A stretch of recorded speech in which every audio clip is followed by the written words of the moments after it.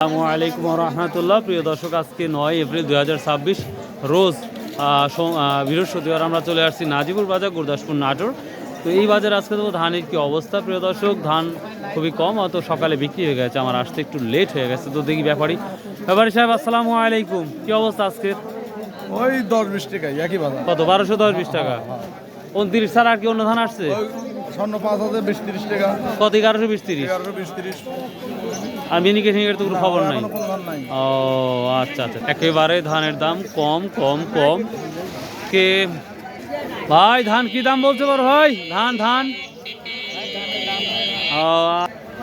বাজারে ধানও নাই, কিছু ধান আসলেও দামও নাই। তো প্রিয় দর্শক, আমরা চাষকুর বাজারেই মূলত ধানের বাজারটা আমরা দেখতে পাবো। তো আজকে আমরা কিছুটা ধান দেখতে পাচ্ছি না বললেই চলে।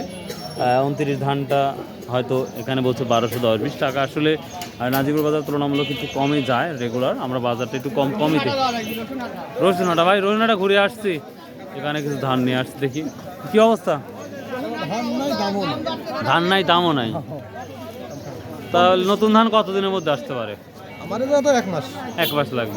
অন্যান্য জায়গা 15 দিন লাগবে, 15-20 দিনের মধ্যে চলে আসবে না?